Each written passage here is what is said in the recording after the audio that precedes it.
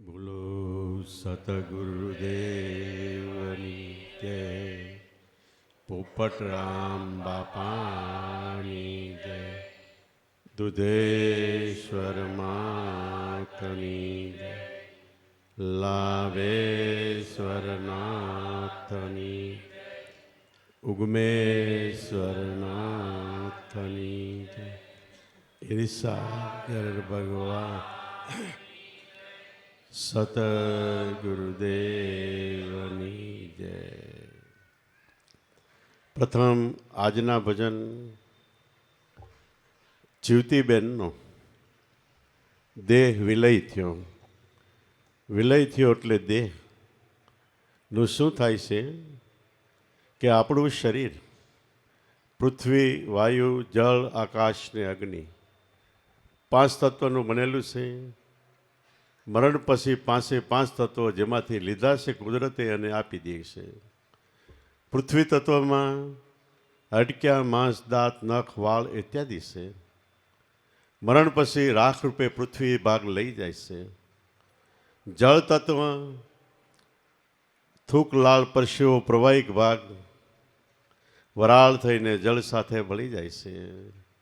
અગ્નિ તત્વ ખોરાક ખાધા પછી જઠરા અગ્નિ થાય, એનાથી પાચન થાય. એ અગ્નિ તત્વ આકાશની અંદર એક અગ્નિ તત્વ અને આપણા દેહમાં જઠરા અગ્નિ કહેવાય, એની સાથે ભળી જાય છે. વાયુ તત્વ આપણા દેહમાં 10 વાયુ છે, મુખ્ય 5 વાયુ છે: પાન, અપાન, સમાન, વ્યાન ને ઉદાન. જે વાયુ જેમાંથી લેવાના એમાં પાછા મળી જાય છે. આકાશ તત્વ, આકાશ અનંત કહેવાય છે. એ અનંત સ્વરૂપની સાથે અનંત તત્વ મળી જાય છે. તો છેલ્લે શું વધે છે કે આ જિંદગીમાં આપણે જે કરેલા કર્મ હોય એ આપણા અંતઃકરણમાં જમા થયેલા હોય, સારા અને નબળા બે. એ જ એવડો કર્મ લઈને બીજા દેહમાં જાય છે. આ જિંદગી જીવન જીવે છે જીવડો, એ આત્મા થકી જીવન જીવે છે. આત્મા એટલે એક મૂળ ભગવાન પરિબ્રહ્મ પરમાત્માનું નામ છે. નામ અંતરમાં ગાજે છે, એનાથી શ્વાસ ચાલે છે, એનાથી આપણે જીવન જીવીએ છીએ. નામ નીકળી જાય એટલે તરત જ નનામી નહીં નામ મરણ થઈ ગયું. આ નામ આ દેહમાંથી બીજા દેહમાં, બીજાથી ત્રીજા, ત્રીજાથી ચોથા દેહમાં. સાથોસાથ આપણું અંતઃકરણ, મન, બુદ્ધિ, ચિત્ત ને અહંકાર, એની અંદર આપણા એક જન્મના નહીં, લાખો જન્મના કર્મ અને સંસ્કાર પડેલા છે. આપણો જેવડો જેટલું જોવે બધોયનું ફોન, બધાયનું પિક્ચર ઉતારે છે. જેટલું હલે મળે, ખાઈ પીવે, વાતચીત કરે, એ બધાયનું એક ચિત્ર લખાય છે. આપણા દરેકના જીવડા પાસે હજારોની લાખો જન્મની કેસેટો છે. અને કેસેટનો ભંડાર છે. એક એક જીવનો ચોપડો બ્રહ્માંડ ભરાય એવડો છે. એનાથી પણ મોટામાં મોટી ખૂબી એ છે કે 84 લાખ અવતાર. એના જીવ ગણો અત્યારે તો અબજ ઉપર ખર્વ, ખર્વ ઉપર શંકુ, શંકુ ઉપર મહાશંકુ, પદમ, આગમ, ગમે એટલા આગળ લઈ જાઓ તોય ખૂટે નહીં એટલી જીવ સૃષ્ટિ આ જગતમાં છે. પણ એનાથી મોટી નવાઈ એ છે કે આપણે દરેક જીવારે એકવાર ટચ થઈ ગયા હોય, મળી ગયા હોય છે. આ આપણી સ્થિતિ છે. તો આ જિંદગીમાં કરેલા કર્મો સારા કરે તો સારી રીતે બીજી વખતે ભોગવવાના, નબળા કરે તો નબળી રીતે. પણ કર્મની માથે એક વસ્તુ છે જેને કહેવાય ધર્મ. એમાં જો આપણું મન હોય તો ત્યાં પાપ કે પુણ્ય કાંઈ નથી. અખા ભગત કે કાનામાં અક્ષર કાના માત્રા માયાની ઉપર સુન, સુનથી પાર પરિબ્રહ્મ જ્યાં ન પહોંચે પાપ કે પુણ્ય. એના વાંચનારા કોક વેરલા, કોક જવેલા કે સદગુરુ કાગળ લખે. તો મરણ પછી જે સ્થિતિ છે એ આની આ સ્થિતિ છે. પણ ત્યાં આપણે કર્મનો આ જિંદગીમાં વધારો ઘટાડો કર્યો અને ભોગવટો હારે આવે છે. એટલે 84 લાખ અવતારની અંદર જાણ સૂઝબૂઝવાળો સર્વશ્રેષ્ઠ ઊંચામાં ઊંચો મનુષ્ય અવતાર કહેવાય છે. કારણ કે આની અંદર આપણે ઈશ્વર ભગવાન પરિબ્રહ્મ પરમાત્માને ઓળખી શકીએ છીએ. તો જે ગુરુના બાળકો છે એની સ્થિતિ છેલ્લે કઈ થાય છે કે આપણી આંખ કાન નાક મોઢું ગુદા ઉભરેશ્વર 9 ઇન્દ્રિયો એની ઉપર એક એક દેવતા છે. 9 ઇન્દ્રિયો એના દેવતામાં સમાય છે. દેવતાઓનો રાજા ઇન્દ્ર એટલે મનમાં સમાય છે. મન છે એ પ્રાણમાંથી પ્રગટ્યું, પ્રાણમાં સમાય, પ્રાણ આત્મામાં લય થાય છે, ત્યારે એકડો થાય છે. અને પછી ફરીવાર ગુરુના બાળકો કે નલ્લે પલ્લે નથી જતા, ફરીવાર આ ગદગંગામાં ગમે ત્યાં રમવા આવે છે. પણ ખોળીઓ બદલાવીને આવે એટલે આપણે ઓળખી શકતા નથી. નહીં જ આવે જેણે સાચા સદગુરુ સેવા એ પલ્લે 84માં નહીં જ આવે. તો ક્યાં કે જ્યાં સ્વર્ગ હોય ત્યાં જાય. સ્વર્ગ એટલે આકાશ પાતાળમાં કોઈ આગવી દુનિયા કે ખંડ નથી, ત્યાં જઈને આપણે ટેસ્ટથી બેઠા બેઠા ખાઈએ.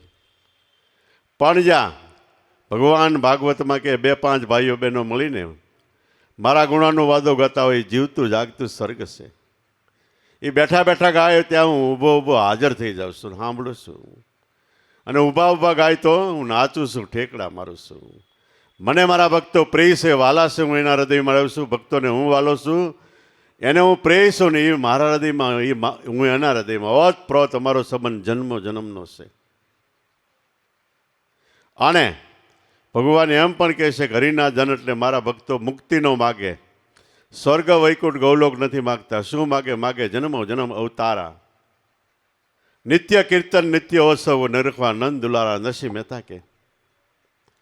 તો આવી રીતે ગુરુના બાળકો ધીમે ધીમે જન્મ પ્રતિજન્મ કમાય વધારતા આત્મ સ્વરૂપે બની જાય છે.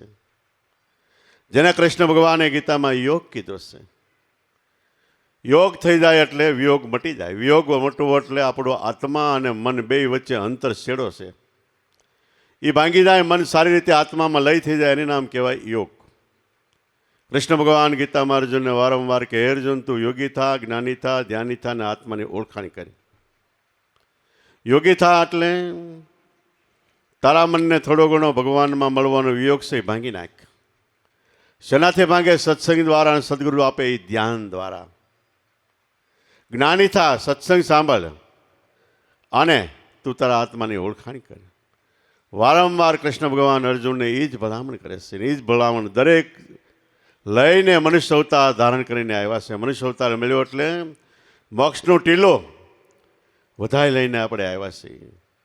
ફક્ત થોડુંક અંતર છે, એ ભાંગી જાય એટલે ગંગા સતી કે અંતર ભાંગે એટલે ઉભરો આવે. પ્રેમ પ્રગટે અને પ્રેમની ગોદમાં કામ, ક્રોધ, મોહ, લોભ, છળ, કપટ, ભ્રમણા, રાગ, દ્વેષ ક્યાં લપાઈ જાય, સુપાઈ જાય, એનો પતો નથી લાગતો. અને આત્માનો અનુભવ થાય ત્યારે આપણા જીવના કરેલા કરોડો કર્મ બળીને સાફ થાય છે. સંકલ્પ વિકલ્પ વિચારથી આપણે હેરાન પરેશાન થતો હોય એ મટી જાય છે. અને પછી 84ના બંધન રહેતા નથી. કાયમ એક ધારો આનંદ. જે આનંદ ખાવાના, પીવાના, હરવાના, ફરવાના, મોજ શોખના પુષ્કળ સાધનનો ઢગલો થાય અને મળે, એની કરતાં અંતરનો લાખો કરોડો ગણો અંતર આનંદ પ્રગટે છે. એ આનંદ એ જ બ્રહ્મ એટલે પરમાત્માનું રૂપ છે. અપરોક્ષ બ્રહ્મ કા મેલાણ. પરોક્ષ એટલે વયા ગયેલા, અપરોક્ષ એટલે હાજર છે, ત્યાં આ આનંદ મળે છે. એવા અનંત અપાર જગતની અંદર 33 કરોડ દેવતા, 88 ઋષિમુનિઓ, 9 નાથ, 84 52 વીર, 64 જોગણીઓ, અબજોના અબજો સંતો મહાપુરુષો થયા છે. ખાલી ભારતનો વિચાર કરો તો 6 લાખ ગામડા, 33 કરોડ તો દેવતા થયા. એક એક ગામડે 500 દેવતા થાય. એટલે કહેવાય કે ડગલે ડગલે દેવ દેવીઓ, પગલે પગલે પીર, પંચાળો પશ્ચિમ દરો, ખોળે ખળકે નીર. તો આવી પવિત્ર ભૂમિની અંદર આપણો જન્મ થયો છે. મહાન ભાગ્ય હોય તે ભાગવતમાં લખ્યું ભારતમાં જન્મ થાય છે. કારણ કે દુનિયામાં 500 દેશ કદાચ હશે, આપણને ખબર નથી. પણ ભજન, સત્સંગ, ધ્યાન, સ્મરણ મળે એ ફક્ત ભારતમાં વધારે મળે છે. બસ સંતો મહાપુરુષો કાયમ માટે આ દેશની અંદર હાજર છે. આ દેશમાં જન્મ થાય ને પછી આપણે સંતોના દર્શન થાય તો આપણે વધારે ભાગશાળી છીએ. એની કૃપા એટલે ઉપદેશ મળે. જે ઉપદેશ લઈને સામાન્ય મનુષ્યમાંથી દેવગતિ પ્રાપ્ત થાય એ ઉપદેશ મળે તો એની વધારે કૃપા છે, અને આપણે વધારે ભાગ્યશાળી છીએ. અને એ ઉપદેશમાં આપણું મન મળી જાય, ધ્યાન જામી જાય. એટલે એને ગીતામાં કૃષ્ણ ભગવાને યોગ કીધો છે. તો આવી રીતે કેટલાય મહાપુરુષો પુણ્યનો પાળો બાંધે છે. એક કોઈ શેઠિયો 200 માણસનો સંગ લઈને પુણ્યનો પાળો બાંધતો હોય, સંઘને ખવડાવતો પીરવતો જાય અને જાત્રા કરાવી જાય. એમાં અમરેલીમાં એ સંઘ આવ્યો હોય, સંઘમાં એક રાધા નામની છોકરી હતી. 12-15 વર્ષની ઉંમરે છે, અતિશય બીમાર પડી, ટાઇફોઇડ થઈ ગયો, બચ્ચાને એવી સ્થિતિ થઈ ગઈ. એ શેઠિયાને મહાત્મા મૂળદાસનો ભેટો થયો. ઘડીક વાતચીત કરી શેઠિયો કે તમે આ છોકરીને અહીં રાખો, આ મરી જાય એટલે એને અગ્નિ સંસ્કાર આપી દેજો. મૂળદાસ કે જીવશે તો? એ કે જીવે એમ જ નથી, કે પણ કે જીવશે તો સારી થઈ જાય તો તમને યોગ્ય વરઘર જોઈને પરણાવી દેજો. સંઘ વયો ગયો છોકરીને મૂકીને. મૂળદાસે એ વખતની જે દેવી ઔષધિઓ લઈ છોકરીને 2 મહિના સેવા કરી હાલતી થઈ ગઈ. એનું નામ હતું રાધા. એને પરણાવી આકડિયા ગામની અંદર અમરાપર ગામ છે ત્યાં પરણાવી. એનો પુત્ર થયો, એનું નામ મુક્તાનંદ હતું. અને નાનપણથી એને જગતના ખાવાના પીવાના હરવાના ફરવાના રમકડા ગમે એ આપો, ક્યાંય મન નહીં ચોટે. એનું મન ક્યાંક નિરાળો અલગ કાંઈક ગોતતું હોય એવો ભાસ થતો હતો. 10 થી 11 વર્ષની ઉંમર થઈ, એનો સંબંધ કર્યો અને ના પાડી કે મારે લગ્ન જ કરવા. માતા પિતા કે તો શું? તો મારે કે ભજન કરવું છે. તોય આગ્રહ રાખે છે એટલે રાતે ઉઠીને ચાલી નીકળ્યો. ક્યાં જાવું શું કરવું કાંઈ ભાન નથી, પણ સામે એ વખતે બાવા સાધુ સંન્યાસી કોઈ મળે એટલે પગે લાગે. 12-13 વર્ષનો છોકરો પગે લાગે એટલે નવાઈ લાગે, અને પગે લાગીને પૂછે કે તમે મારા ગુરુ થાવ? સામે કે હા. તો કે મારા 2 સવાલ છે, સવાલનો જવાબ આપો તો તમને ગુરુ કરું. સામી વ્યક્તિ સાધુ બાવા એ કે હા બોલ સવાલ. મુક્તાનંદ પહેલો સવાલ પૂછે કે તમને તમારું મન શાંત થયું? 6 મહિનામાં કેટલાયને પૂછ્યા, કોઈ હા ન પડી ગયું ટેસ્ટથી. અને મન શાંત થયા વગર કોઈ દિવસ ઈશ્વર પરિબ્રહ્મ પરમાત્મા મળતા નથી. કારણ કે આત્મામાંથી પ્રાણ ને પ્રાણમાંથી આપણું મન ઉત્પન્ન થયું. મનથી આપણે સુખ દુઃખ હર્ષશોક લાભ હાનિ મારું તારું હું તું બધું મનથી છે. 84 મારે છે એ મનને ઉપાધિ છે. મારે જન્મ મરણના મુક્તમાં થવું એ મનને ઉપાધિ છે. અને મન જો ઠેકાણે હોય તો આત્મા સુધી લઈ જાય છે, ન ઠેકાણે હોય તો 84માં ઠપકારી દેશ કે. અને છતાંય મન એવું આપણા દેહમાં છે. હું આખો દેહ ખોલી નાખો, ઝીણા ઝીણા સેલ ટુકડા તપાસ કરો ક્યાંય મનની હાથમાં આવે. અને તો મન શું છે કે આપણે સંકલ્પ વિકલ્પ વિચારો કરીશી 24 કલાકમાં 25-30 હજાર વિચાર ફેંકી નાખીએ છીએ આપણે. એ બધા મનનું વરવું સ્વરૂપ છે. આખી દુનિયામાં મોટામાં મોટી લાઇબ્રેરી હોય તો આપણું મન છે, આમાં બધું સંગ્રહાયેલું છે. અને મન છે એ આત્માથી નજીક છે, પણ આપણે એને ખેંચીને દૂર બહાર લઈ જઈએ છીએ. કામ ક્રોધ મોહ લોભ છળ કપટ ભ્રમણા રાગ દ્વેષ ઈર્ષ્યા મારું તારું દગો કૂડ કપટ ગમે ત્યાં આપણે લઈ જાય મનને, એટલે આપણેથી આઘું જાય છે. જ્યારે મહાપુરુષો કે આઘું જવા દેવામાં તમારી અંદર પરિબ્રહ્મ પરમાત્મા આત્મા છે એમાં મનને લગાડો, એટલે એમાંથી પ્રગટ્યું છે વહેલા મોટું એમાં પાછું મળી જાય.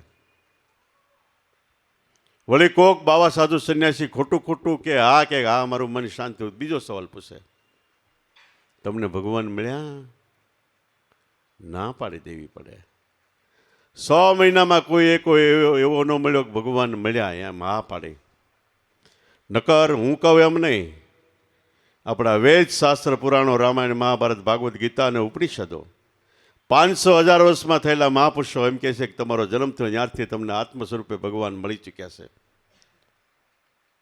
અને એ તમારા ચોથા મહાકાળ દેહમાં આત્મ સ્વરૂપે રહે છે. આ ગોંડલની અંદર ભાકુમાજીનું રાજ હતું. ભા કુંભાજી ધાર્મિક રાજા હતો. બપોર પછી કચેરી ભરે બધા અધિકારીઓને બોલાવે, ઘડીક રાજકાજનું બધું કામકાજ કરે, કલાક 2 કલાક. પછી એ કચેરી સત્સંગ સભામાં ફેરવાઈ જાય. કોઈ ભજન ગાય, કોઈ સત્સંગ કરે. એવી રીતે એક દિવસી સભા મળી હતી ને એમાં સત્સંગની અંદર વાતચીત થઈ. ભા કુંભાજીએ કીધું કે આપણે કેટલાય ટાઈમથી થઈ ગયેલા ભગવાનને મળેલા મહાપુરુષોની વાતો કરી છીએ, પણ અત્યારે કોઈને મળ્યો હશે? તો સભામાં પાછળથી એક ડાફડા કુળનો હરિજન ઘોઘાવદનનો ઊભો થયો. બાપુ, તો કે હા, અમારા ગામમાં જીવણાને ભગવાન મળ્યા એમ કહે છે. કે એમ? તો કે હા. તો બહુ સારું કહેવાય. આ વાત થાય છે તો પટાવાળો દોડતો આવ્યો ઘાસતાર. બાપુ, તમે જે જીવનની વાત કરો એ ઘોડી લઈને આમ જાય છે, કે બોલાવો. કે જીવન ભગત આવ્યા અને ભા કુંભાજીને 2 હાથ જોડીને કે મારી જેવા 3 ડોકડાના જીવનાનું તમારે બાપુ શું કામ કર્યું? કે તઈ ભા કુંભાજી કે કામ તો બીજું કાંઈ નહોતું, પણ અહીં અમારે ચર્ચા થતી હતી, એમાં વાત થઈ કે કોઈને ભગવાન મળ્યા છે અત્યારે. તો એક ભાઈએ કીધું કે જીવનને મળ્યા. એ જીવનો? કે હું જીવનો? તને મળ્યા? તો કે હા. ખુરશી ઉપરથી ભા કુંભાજી ઊભા થઈ ગયા. પહેલાં તો કે મળ્યા કે ન મળ્યા એની સાથે કાંઈ લેવા દેવા નહીં, પણ આટલી મારી જિંદગીમાં હા પાડવાવાળો તું પહેલો વહેલો મળ્યો. કે શાબાશ છે, બેસી જાય બાજુમાં બેઠ દીધા જીવનને. વળી 2-3 મિનિટ પછી કે તને ભગવાન મળ્યાનું પ્રમાણ શું? કે એ કે 3 ડોકડાનો જીવણો તમારા રાજાની બાજુમાં બેઠો એ પ્રમાણ. કે તો ખરેખર જન્મથી પરિબ્રહ્મ પરમાત્મા આત્મ સ્વરૂપે દરેકને મળી ચૂક્યા છે. થોડુંક અંતર જાય છે.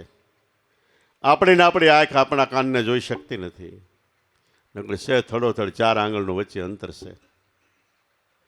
એ જોવે ક્યારે? સામે અરીસો આવે તો. એવી રીતે આપણું મન આપણા આત્માને જોઈ શકતું નથી, પણ સદગુરુ મળે તો ગુરુગમ અરીસો આપે. એમાં જો આપણે જોઈએ તો ભગવાન મળ્યાનું પ્રમાણ આપણને દેખાય. 6 મહિનામાં ફરતા ફરતા લોજ પીપળાણામાં ગયા. ન્યા રામાનંદ સ્વામીની સભા હતી. મુક્તાનંદ સભામાં પાછળ બેસી ગયા અને કુદરતી રામાનંદે સીધી વાત મનની ચાલુ કરી. ભાઈઓ, મનથી જો તમે હારી જાઓ તો ભગવાન નહીં મળે. મન કી હારે હારે, મન કી જીતે જીત. મન દ્રઢ મનોબળ રાખીને ભગવાનના ભજનમાં રહેશો તો તમે જીતી જાઓ. મન મિલાવે રામ શું? તમારા કંટ્રોલમાં આવે, કાબુમાં આવે. આ કામ કરે, એ કામ કરે, ભજન કરે, ધંધો કરે, એવું કંટ્રોલ કાબુમાં મનમાં આવે, એ મલાવી દે રામ શું. અને કાબુમાં નો રહે ને ભખડ હરાયા ઢોર જેવું થઈ જાય તો મન મેળવી દે ફજિયત. આ મન છે એક આત્માનું સ્ફુરણ છે. જન્મ થયો ત્યારે કુદરત પરિબ્રહ્મ પરમાત્માએ દેહની બધી ઇન્દ્રિયો પર મનની સત્તા મૂકી છે. આખા દેહનું સંચાલન કામ કરવા માટે મન મૂકેલું છે. તો આ મન 1 સેકન્ડ કોઈનું સ્થિર નથી રહેતું. ક્યારે રહેશે? કે મનને જે જોઈશે મળે ત્યારે. તો મનને શું જોઈશે? કે મન જેમાંથી પ્રગટ થયું, ઉત્પન્ન થયું છે, પવન પ્રાણમાં એનો સ્વામી પરિબ્રહ્મ પરમાત્મા ભગવાન છે, એ જોઈશે. અને એ સરનામું કોઈ આપશે તો એ નામને એક ખીલે મન બંધાય, બીજે ક્યાંય મન નહીં બંધાય. ગમે એટલો ઢગલા કરી દો, પૈસા માલ મિલકતનો ઢગલો કરો, 5 મિનિટ મન ઊભું નહીં રહે. અને કદાચ તમે ભક્તિને નામે જપ તપ તીરથ હોમ હવન યજ્ઞ વ્રત ઉપવાસ નિયમ જાત્રા ગમે એટલા કર્મ કરશો તોય મન શાંત નહીં થાય. એથી આગળ કહું તો તમે ભગવાનની પૂજા કરવાવાળા પૂજારી એને કેવું કે એકવાર તું ટેસ્ટથી કહી દે, તું ભગવાનની થોડો 50 વર્ષથી રહેશો ને પૂજા કરશો, તને ભગવાન મળ્યા ન મળ્યા કાંઈ નહીં, સપને આવ્યા ન આવ્યા, તો ખરેખર મન છે એ સમસ્યા સ્થિર થાય તો એ આત્માની ભગવાનની ઓળખાણી છે. તો મન સમજે ક્યાં સ્થિર ક્યાં થાય? કે મનને બાંધવાનો એક ખીલ્લો આપણી અંદર પરિબ્રહ્મ પરમાત્માનું નામ છે. જન્મ થાય ત્યારે એ નામ આવે છે ને મરણ થાય એ નામ નીકળી જાય એટલે નનામી નહીં નામ મરણ થઈ ગયું. આ નામની અંદર ખીલે મનને બાંધો તો વેલા મોડું ન્યા બંધા હે. આવું મન વિશે રામાનંદ સ્વામીએ ઘણો સત્સંગ કર્યો. સત્સંગ પૂરો થયો એટલે મુક્તાનંદ દોડીને એના પગમાં પડી ગયા. પગમાં પડીને કે તમે સત્સંગ કરતા કરતા ઘણા એવા શબ્દો પર ભાર મૂકતા હતા, એટલે વજનથી શબ્દોનું વર્ણન કરતા હતા. એ શબ્દમાં એક આવતું હતું નામ, જે દેહનું નામ નહીં. મંજીભાઈ કાનજીભાઈ દેહના નામ છે, પણ સદગુરુ આપે આત્માનું નામ. એ નામ તમે બહુ ભાર મૂકતા હતા, એ નામ મને પરખાવો. અને જોયું કે આ ખરેખર અધિકારી છે, એટલે એને એ નામ આપ્યું.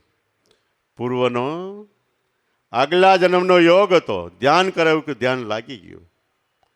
ધ્યાન લાગી ગયું એટલે મન પવન પ્રાણમાં પ્રાણ આત્મામાં મળી ગયો, એકડો એક થઈ ગયો. એક એકડો આપણો જન્મ વખતે હોય છે, આત્મ સ્વરૂપે આપણે હોય છે, ભગવાનની થોડો થોડો નજીક હોય. એક એકડો મરણ વખતે હોય છે, પણ વચ્ચે કોઈ એકડો કરી દે, આપણી ઇન્દ્રિયોને સંકેલીને મનમાં મનને પાનમાં પ્રાણને આત્મામાં લઈ કરે એકડો કરી દે તો જીવતા જ મોક્ષ. એક શબ્દ મને આપ્યો, ગુરુજીએ લીધો, મેં લેખીએ લગ્ન કરી. દાસ દયાનંદ કે બ્રહ્માનંદ ચરણે હવે નહીં આવું 84માં ફરી ફરી. તોય ભજન કરતા કરતા રામાનંદ, આ મુક્તાનંદ, પછી નીલકંઠ વર્ણી એટલે ઘનશ્યામ મહારાજ, ગોપાળાનંદ, ગુણાતીતાનંદ, દેવાનંદ, એવા 9 નંદનું મંડળ થયું. અને એકવાર રામાનંદ સ્વામી સત્સંગ કરતા કરતા કે મારો દેહ વ્રત થઈ ગયો છે, આ દેહથી હું કદાચ લાંબુ ખેંચી નહીં શકું.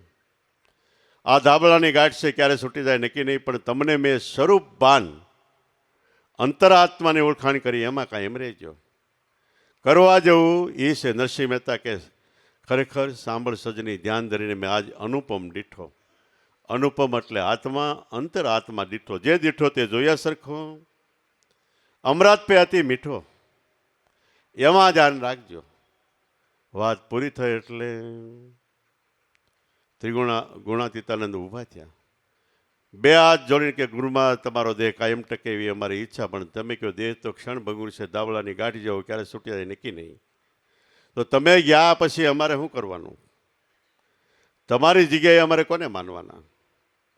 રામાનંદ સ્વામી પાઘડી પહેરતા હતા, લઈને મુક્તાનંદ માથે મૂકી કે મારી પછી પૂજવા, ભજવા, વંદવા, સેવવા આ મુક્તાનંદ છે, એને હું ગાદી વારસો આપું છું.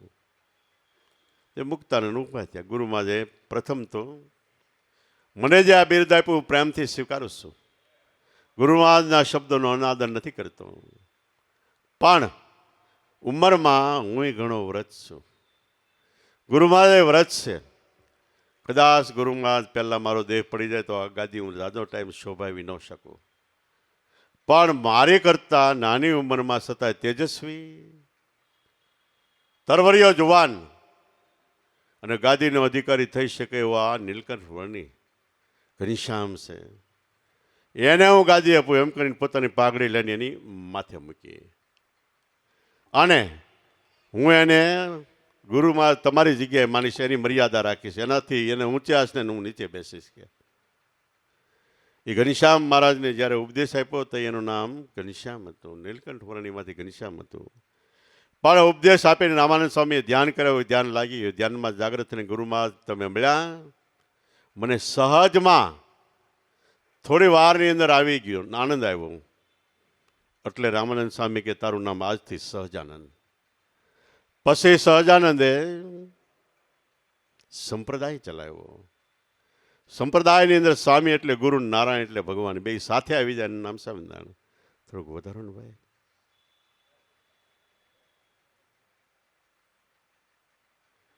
બે સાથે આવી જાય, એનું નામ સ્વામિનારાયણ. સ્વામી ક્યું એટલે ગુરુમાં, નારાયણ ક્યો એટલે ભગવાન. ભગવાનના હજારો નામ છે. કવિ સાહેબ કે સહસ્ત્ર નામ સાહેબના આપણી સતનામ ઉપર સાહેબ. જે નામમાં ગુરુને ગોવિંદ સાથે વસે એ નામની ગમ કોક કોકને થઈ. ગુરુનું નામ લ્યો તો ઓટોમેટિક ભગવાનનું નામ આવી જાય. ભગવાનનું નામ લે તો ઓટોમેટિક ગુરુનું નામ આવી જાય. અને બે નામનું સાથે રટણ કરો અંતરમાં, એટલે આત્માની ઓળખાણ આવી જાય. અને આ બાજુ મુક્તાનંદ પોતાને જે અનુભવ થયા અનુભવ વાણીમાં માંડ્યા લખવા. પહેલી વાણી બોલ્યા કે મંદડું રંગાણા વિના, પિતર ભેદાણા વિના સમાધિ નહીં આવે, ભક્તિની ભાવે નારાયણી સ્વામી. મંદડું ગુરુ જ્ઞાનથી રંગાઈ ન જાય. રંગાણું કોને કહેવાય? કામ, ક્રોધ, મોહ, લોભ, છલ, કપટ, ભ્રમણા, રાગ, દ્વેષ, ઈર્ષા, મારું તારું, દગો, કૂડ, કપટ, પ્રપંચ, પાખંડ, અનાચાર, ભ્રષ્ટાચાર, દુરાચાર, વ્યભિચાર, પાપાચાર બધોય નીકળી જાય. એની જગ્યાએ દયા, આધીનતા, પ્રેમ, શ્રદ્ધા, વિશ્વાસ, નમ્રતા, સહનશક્તિ, સેવા, સત્સંગ, સમરણ, વિવેક, વિચાર, જ્ઞાન, વૈરાગ્ય, આવા ગુણો આવી જાય. એ મંદડું રંગાણું. અને મંદડું રંગાણુંનું પ્રમાણ એ છે કે એ માણસ ગમે ત્યાં પોતાના મનને મૂકે ત્યાં ચોંટી જાય. આ કામ કરે એટલે એ કામ કરે, ધ્યાન કરે એટલે ધ્યાનમાં બેસી જાય, ભજન કરે તો ભજન કરે, આ ધંધો કરે તો ધંધો કરે. એ મંદડું રંગાણું કહેવાય. એવું આપણા કંટ્રોલમાં, આપણા કાબુમાં રહે એવું મન થઈ જાય, એને ભક્તિ ભાવે છે. ભક્તિ એટલે આપણી અંદર પરિબ્રહ્મ પરમાત્મા આત્માનું નામ ગાજે છે. એ નામ પ્રાપ્ત કરીને નામનું રટણ કરવું, એની માળા કરવું, એનું નામ ભક્તિ છે. અને ભગવાનને એ જ વસ્તુ વાલી છે. ભગવાનને બે વસ્તુ વાલી, એક આપણું ચોખ્ખું હૃદય અને એક એની ભક્તિ. ચોખ્ખું હૃદય હોય તો ભગવાનની વાલી વસ્તુ છે. આ સ્વામિનારાયણ ભગવાન એટલે સદાનંદ સ્વામી એક હરિભક્તને ત્યાં ભજન કરવા ગયા. 2-4 દિવસ કાંઈક સત્સંગનો લાભ આવ્યો. પછી વિદાય લે છે તે ભગવાન મોર ને ભક્ત વાહ બે હાથ જોડીને વારે વારે કહેતો હતા, ભગવાન દયા રાખજો, કૃપા રાખજો, દયા રાખજો, કૃપા રાખજો. એકવાર સ્વામીજી પાછા વળી ગયા. ભક્તને હાથ જોડીને કે તુંય દયા રાખજે. બોલે કે પણ અમે દયા રાખવા વાળા કોણ? અમે તો સંસારના પામર જીવડા છીએ, દયા તો તમારે રાખવાની હોય. ત્યારે સ્વામિનારાયણ ભગવાન કહે છે કે જો સાંભળ, તારું હૃદય છે એ અમારે રહેવાનું ઠેકાણું છે. અમારો વાસ કે જગતમાં બારી નથી, ફક્ત એના ભક્તોના હૃદયની અંદર અમે વાસ કરીને રહી છીએ. તો તું તારા હૃદયને એવું ચોખ્ખું રાખજે કે અમને રહેતા મજા આવે.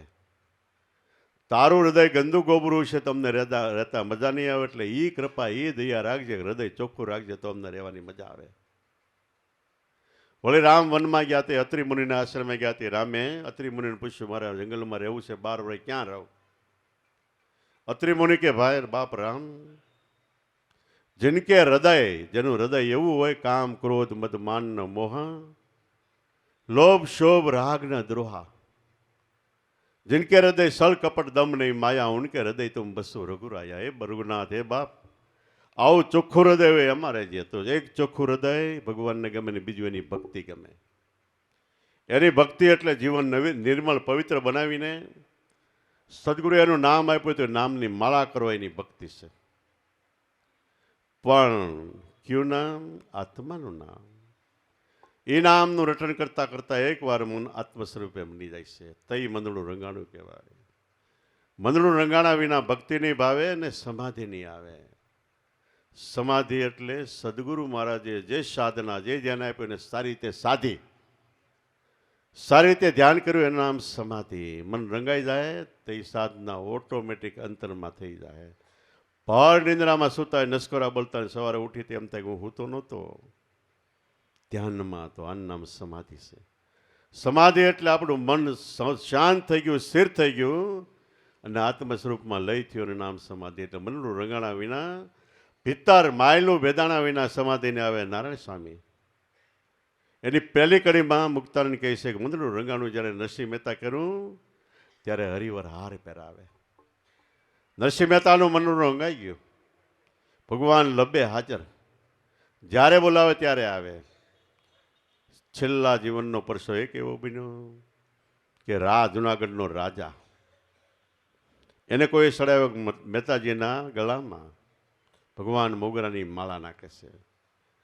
તમે કરાવો તો તમને ભગવાનના દર્શન થાય. આને બોલાવ્યો મહેતાજીને, બેહી જા અને ખીતિયા મોગરાની માળા નાખું છું તારા ગળામાં. ભગવાન નાખે તો તું જીવતો રહી શકે નહીં, તારો શિરછેદ થાય. નરસિંહ મહેતા કે કાંઈ વાંધો નહીં. બે ગયા જેલમાં. એ કે મારી 303 બંદૂક આપો, એટલે રામસાગર આપો. રામસાગર આપ્યો. નરસિંહ મહેતા એક પછી એક ભજન ચાલુ કર્યા. દે દે મોગરાની માળા દે, એના લાટ ભજન છે. છેલ્લે 3 વાગ્યા નરસિંહ મહેતા ભાન ભૂલી ગયા. અને એ વખતે સ્મરણમાં ભજનમાં ધ્યાન લાગ્યું તો બ્રહ્માંડ ફાટે એવો કડાકો થયો. અને ભગવાને નરસિંહ મહેતાના ગળામાં મોગરાની માળા નાખી. જેવે રૂપે જે ભજતા હતા ના એવે રૂપે બધાને દર્શન થયા. નરસિંહ મહેતાને ભગવાન રૂપે, કોઈને દેવ રૂપે, કોઈને કાંઈ રૂપે, રામ માંડલિકને કાળ રૂપે દર્શન થયા. તો કાળ રૂપે દર્શન થયા અને ભગવાને શ્રાપ આપ્યો, રાજ્ય આખું ખેંચી લીધું. જુનાણાનો ધણી હાથમાં તાંબડું લઈને ભીખ માગતો થઈ ગયો. અને અહીંયા નરસિંહ મહેતાને બહુ દુઃખ થયું છેલ્લે. આને આ જુનાગઢ છોડીને માંગરોળ વહી ગયા. છેલ્લી અવસ્થામાં માંગરોળ એનો દેહ પડ્યો. પણ જુનાગઢ હતા ત્યાર સુધી રામ માંડલિક તાંબડું લઈને માગે છે. ક્યારેક નરસિંહ મહેતાને હામે મળે એટલે નરસિંહ મહેતાને દયા આવી જાય. સંત હૃદય છે. કેવો હૃદય છે! ફૂલથી હતી કોમળ છે, ને પથ્થરથી હતી કઠોળ છે. પોતાની માથે દુઃખ આવે તે પથ્થર કરતાં કઠોળ થઈ જાય છે. અને બીજાનું દુઃખ જોઈને હૃદય દ્રવી જાય, ફૂલની કોમળ પાખડી જેવું બની જાય છે. એને એમ થયું કે આને ગમે એમ તો એ દુઃખ થયું મારે વાસ્તે ને. નરસિંહ મહેતાના ગુરુ દામોદર દાદા હતા. રામચંદ્ર ભગવાનનો અવતાર હતો. દામો કુંડ છે એની ઉપર એનું ઘર. એના નામ ઉપરથી દામો કુંડ પડ્યું છે. એ દામોદર દાદા છેલ્લે જાતી વખતે નરસિંહ મહેતાને કીધું કે હું જાઉં છું. નરસિંહ મહેતા કે મારું કોણ? કે આ જમેલ શાહ દાતાર. બીજી બાજુ સાઈડમાં જમેલ શાહની ટેકરી છે, એ દાતાર છે, એને તારે પૂછીએ કે. તે મહેતાજી દાતાર પાસે ગયા, જમેલ શાહ પાસે. આ રામ માંડલિક તાંબડી લઈને ભીખ માગે, મારે વાસ્તે મને મંજૂર નથી, એનું પાછું રાજ્ય અપાવો. દાતાર કે ન મળે. મારા ભક્તને જે મારે એને હું ગેબી હુંદા મારું કે. મારા ભક્તને દુભવે એને હારા વાટ નથી રહેતો કે નહીં, ગમે એમ થાય અપાવો. તય જમેલ શાહે કીધું કે જા હવારમાં એને કહી દીજે. સાંજે સવારમાં જુનાગઢનો દરવાજો ઉગડે ને બહારથી કોઈ ખાતો આવતો હોય, એમાંથી 1 કોળિયો ખાય એટલે 10 વર્ષનું રાજ, 2 કોળિયા ખાય 20 વર્ષનું, 3 કોળિયા ખાય 30 વર્ષનું રાજ પાછું આવશે. ઓલો તો આખી રાત જાગ્યો. દરવાજો ખુલ્લો એટલે બહાર નીકળ્યો એટલે સામે કોઈ મોટો જોગેશ્વર આવતો હતો.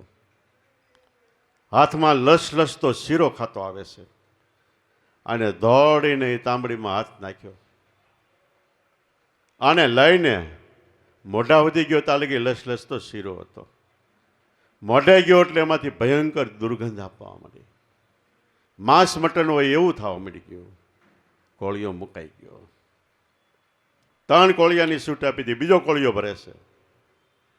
ત્યાં તો રહેવાય નહીં એવી, માથું ફાડી નાખે એવી દુર્ગંધ આવી.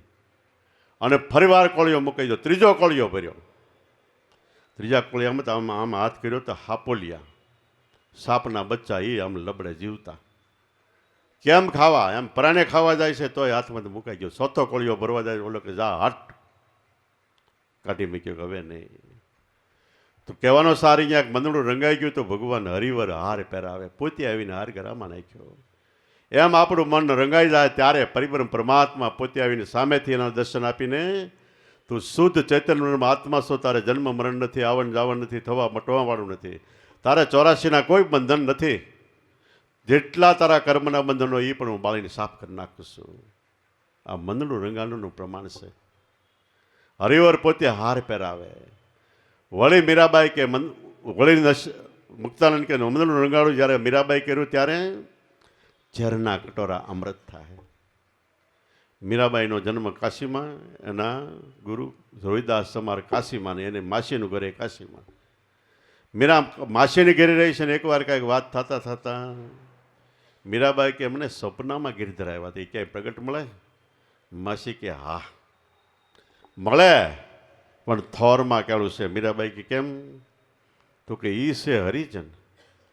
તો રજપૂતાણામાં રાજની દીકરી કહેવા, તારીથી ન થઈ શકે. ત્યારે મીરા કે જો કિંમતી વસ્તુ લેવી હોય તો સામે કિંમત દેવી પડે કે તું કિંમત દેવા ત્યાર શું કે હા તો હાલ મારી ભેગી લઈ ગયા રવિદાસ ચમાર પાસે. એ કે આ મીરાને મારી ભાણકી છે, મીરાને સદજ્ઞાનનો ઉપદેશ જોઈશે. રવિદાસ કે મીરા પાછી વહી જા, અઘરી વાત છે. તું સો રજપૂત અને હું સૌ ચમાર જ્ઞાતિમાં જન્મેલો ચામડા રંગવાવાળો. એ કે ભેગા ભેગા આ ચામડું એક રંગી નાખો. ચામડા રંગવાનો ધંધો કરતો તો આ ચામડું રંગી નાખો એકવાર. એ કે પણ રવા દે કે નહીં, અહીંથી પાછું પગલું પાછું નહીં હટે. પછી રોહિદાસ ચમારે દ્રઢતા પાત્રતા જોઈને મીરાને કીધું કે જે ઉપદેશ રહીને સંતના સંત મહાપુરુષો દેવી દેવતા થતા હોય એ તને ઉપદેશ આપું છું. જે તારા આત્માનું નામ છે, પરિબ્રહ્મ પરમાત્માનું નામ છે, જે નામને આધારે આકાશ થાંભલા વગર છે, પૃથ્વી શીશ માથે છે, જગતમાં વાયુ વાય છે, વરસાદ વરસે છે. એ નામ આપું છું. નામ સમોવડ કોઈ નહીં, જપ તપ તીર્થ કે જોગ નામ વિનાના સર્વે ઠીકરા જ આપે જઈને પોડ. નામને ગંગા સતીએ વચન કીધું. એ પાંડવાએ વચન જાણ્યું ને સર્વે જાણ્યું. જાણવું ન પડે કાંઈ. એ નામને શિવજીએ પાર્વતીજીને ઉપદેશ આપતા અમરનાથની ગુફામાં મહામંત્ર કીધો. એ સતી તમને મહામંત્ર આપું છું. એ જેને મળે બેન કે ભાઈ ગમે એવું એના દેહને ધન્યવાદ, એના માતા પિતાને ધન્યવાદ, કુટુંબને ધન્યવાદ, ગામને ધન્યવાદ. અને બરોબર ભજન કરતો પોતે તરે પોતાની 71 પેઢી તારે છે. નરસિંહ મહેતાના ભજનમાં ગઈ છે ને આપણે વન લોભીને કપટ રહી છે, કામ ક્રોધને બાળા એવાનું દર્શન કરતા કે મેં કુળી 71 તાર્યા. 71 પેઢી તરી જાય એવું નામ આપું છું. તારે કરવાનું ફક્ત નામમાં વિશ્વાસ, શ્રદ્ધા, ભાવ, પ્રેમ રાખો. નામ એ મારો આત્મા છે, સદગુરુ મળ્યા એ પરિબ્રહ્મ પરમાત્મા છે. આ સિવાય બીજી ભક્તિને નામે ક્યાંય મનને રખડવા દેતી નહીં. ઉપદેશ આપ્યો, ધ્યાન કરાવ્યું તો અંતરમાં નોબત નગર આગળ હડે ધ્યાન જામી ગયું.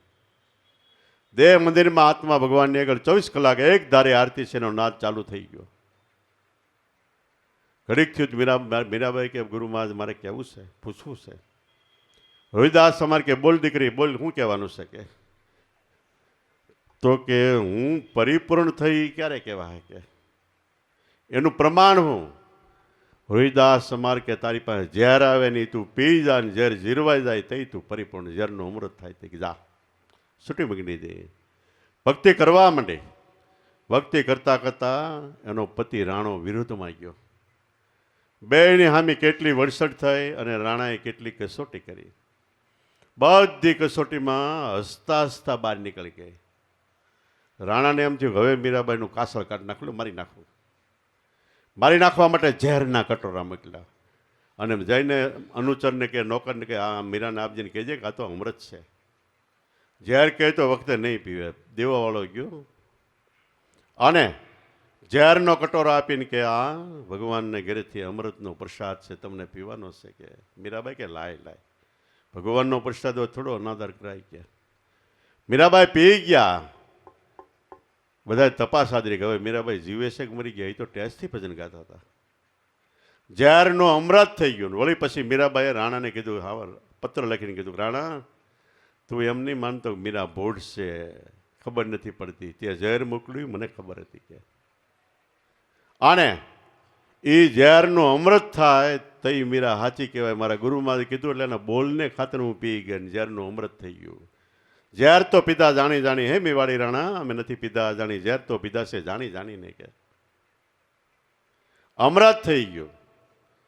ત્યાર પછી રાણાને મીરાએ કીધું કે રામ ભજી લે રાણા, તને ઝેરનું અમૃત થયું પ્રમાણ દેખાણું હોય તો રામનું ભજન કરે રાણા, તારે ગુણ ગોવિંદના ગાણા, તું એ રામ ભજી લે રાણા.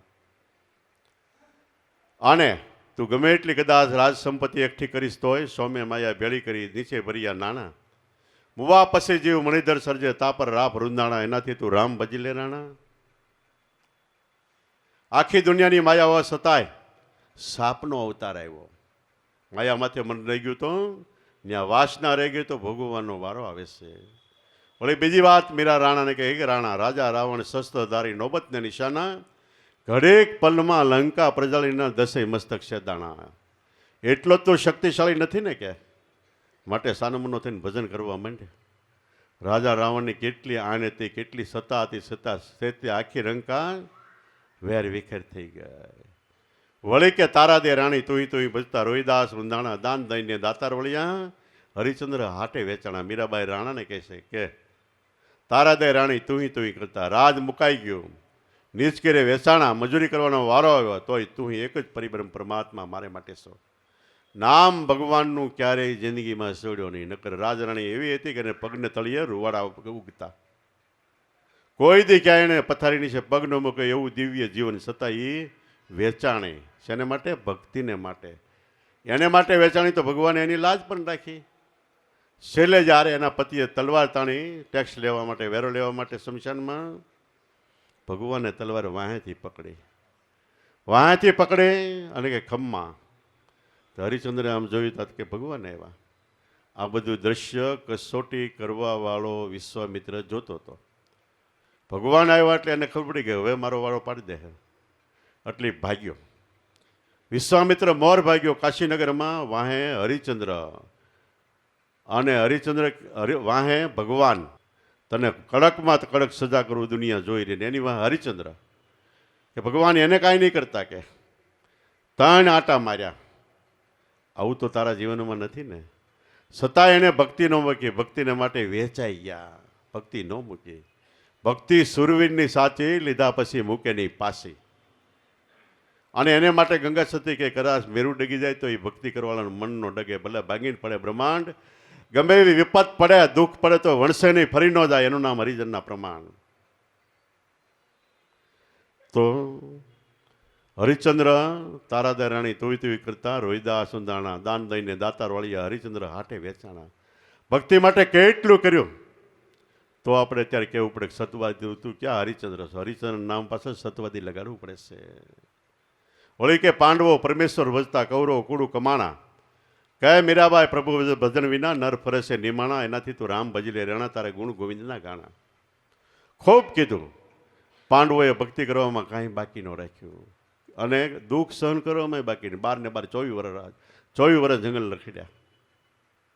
એકવાર તો કૃષ્ણ આવ્યા. 2-5 દિવસ સત્સંગ આપ્યો. કૃષ્ણ જાય છે એટલે કુંતા આડા હોઈ ગયા. મોર જાતા નહીં કે.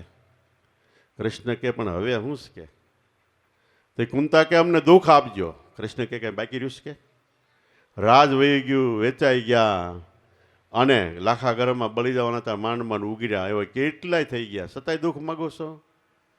હું કામ માગો છો? તે કુંતા કે આ દુઃખની બલિહારી છે કે તમે દ્વારિકાથી દોડીને ઉગાડ પગ્યા અહીં આવો છો. કે સુખમાં તમે સલગતા હોત અમે તો તમે ન આવત. એટલે કુંતા માતા કે સુખ ઉપર શિલા પથ્થર પડો, સુખ હૃદયથી જાય.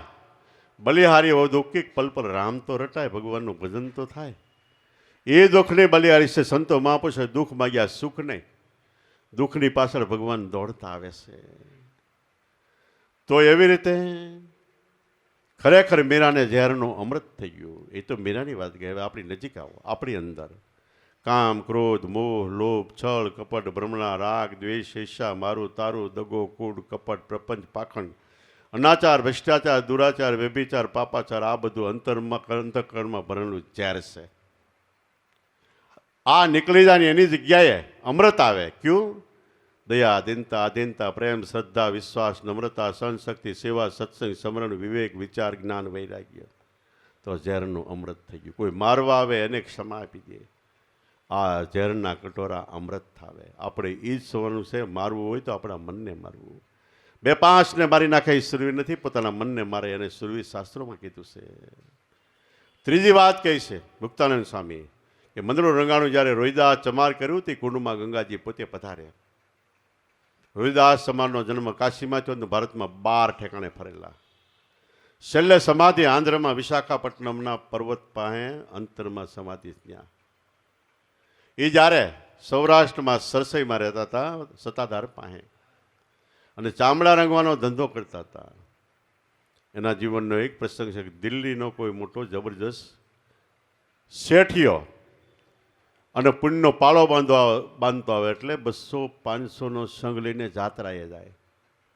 જેટલા જાત્રાએ જાય બધાનું દાન પોતે કરી જાય, બધાનો ખર્ચો પોતે ઉપાડતો જાય. ફરતા ફરતા ફરતા જાત્રા કરતા કરતા એને દ્વારકા જવું હતું. સસઈને પાદર આવ્યો એટલે હાંજ થઈ ગઈ. જ્યાં ઢાળો નાખ્યો એટલે ખાવા પીવાનું ગોઠવણ કરીને રાત ત્યાં રોકાણા. ગામના જુવાનિયાઓ ટ્રેલ કરવા એટલે થોડીક સેવા કરવા આવ્યા હતા જાત્રાળુની. એક જુવાનિયાને એ શેઠિયાએ પૂછ્યું કે આ ગામમાં કોઈ ભજન સત્સંગ કરે એવો જણ ખરો? એ કે હલું છે ને, પણ છે હરિજન કે બોલાય. હરિદાસ ચમારને બોલાવ્યા. એ કેલા જુવાનિયા તું ભજન ગાસ? તો કે હા. એ તબલાની એટલે પેટીને લઈ આવ્યા ને એક પછી એક 4 ભજન રોહિદાસ ચમારે ગાયા. મારા મન મસ્તાના મારા દિલ દીવાના લેલે હરિના ગુણ ગાય. આત્મ સ્વરૂપમાં પોતાને સમજાવતા એવા 4 ભજન ગાયા. 4 ભજનનો ફોડ કર્યો એટલે ભજનને ફોડી ફોડીને સમજાવ્યા. અને ભજનનો ફોડ એટલે આપણા દેહનું આખું વ્યાકરણ. દેહ શેનો બનેલો છે, ક્યાં શું છે, દેહની અંદર આત્મા છે ને ઓળખાણ કેમ થાય, બધી વાત કરી. ઓલો વાણીઓ નવાઈ પામી ગયો શેઠિયો કે હું આ જાત્રા કરું પણ આ માયલો મને એક શબ્દ નથી આવડતો. કે સાંજે તો મોડું થયું પછી હુઈ ગયા બધા. પણ શેઠિયાને એમ થયું ઓલાને રોહિદાસને જાત્રા હારે લઈ જાઓ, ખર્ચો હું આપી દઈશ, રોજ સાંજે ભજન કરાવે ને જાત્રા થતી જાય આપણી. એક પંથને 2 કાજ, મય વેસાય અને મૈયર કાનોડો મળે. કે તે સવારે શેઠિયો રોહિદાસની ઘેરે જાય છે. રોહિદાસને ચામડાનો કુંડ હતો. આમ કુંડમાં બેઠો બેઠો ખણિયા ખોડતો હતો. કુંડમાં કોઈ જનાવર, કૂતરું બિલાડું કે ઢોર ન પડી જાય એટલા માટે વાડ કરતો હતો કુંડની ફરતી બાજુ. એનું ધ્યાન કુંડ તરફ હતું. શેઠિયો પાછળથી આવતો હતો પણ પોતે અંતર્યામી છે ને. તરત જ એની ઘરવાળીને કે એટલે જલ્દી લાવજે ઘીની તાવણી. તાવણી એટલે ઘીનું ચામડાનું ઘી ભરવાનું પેલા વાસણ આવતું. એ ઘરવાળીએ તર્ક વિતર્ક કર્યા વગર ઘીની તાવણી લાવી. એ ખાડો ગળ્યો તો ખણિયા ખોડવા માટે ખાડો ગળ્યો તો એમાં નાખી દીધો. ઘરવાળી કાંઈ ન બોલી. અત્યારે ત્યાં શું કરો છો? તો એમાં નાખી દીધો. તાવલો શેઠિયો આવી ગયો. આવી ગયો એટલે કે ભગત, તો કે હા તારે જાત્રા આવ્યું છે ઓલું જોઈ ગયો તો કે ના બાપુ, મારે ચામડા રંગવાનો ધંધો છે ને હું જાત્રામાં 15 દી રોકાવતા તાવડી ટેકો લઈ જાય. અમે ગરીબ માણા એટલે જાત્રાએ તો નહીં આવી. કે પણ મારી એક ગોમતી મને માનતા છે, એ સડાવતા આવશો? તો કે હા. એની ઘરવાળીને કે ઓલી ચુંદડીની મોડીઓ લાય. કે ઘરવાળી ચુંદડી મોડીઓ લઈને આવી, શેઠિયાને આપીને કે જો આ ચુંદડી મોડો. ગોમતી પાસે ઉભા રહીને કીધું કે ગોમતી મૈયા, સસ્યને પાદરથી રોહિદાસ તમારે ચુંદડીની મોડીઓ મોકલ્યા છે, તમને હાથો હાથ લેવાનું કીધું છે. જો હાથો હાથ લે તો આપજો, પાણીમાં નાખી દેતા નહીં. કે તો આના પગ નીચેથી ધૂળ હરકી ગઈ કે આવું વિશે અજબ. તઈ એણે બીજો સવાલ પૂછી લ્યો, તમે ખણિયા ખોડતા હતા ને એમાં ઘી નાખ્યું એ શું? કે તો કે દ્વારિકામાં ઘી થઈ રહ્યું ને મેં અહીંથી પુગાડ્યું. કે તારીખ વાર તિથિ સમય લખી લીધી વાણી.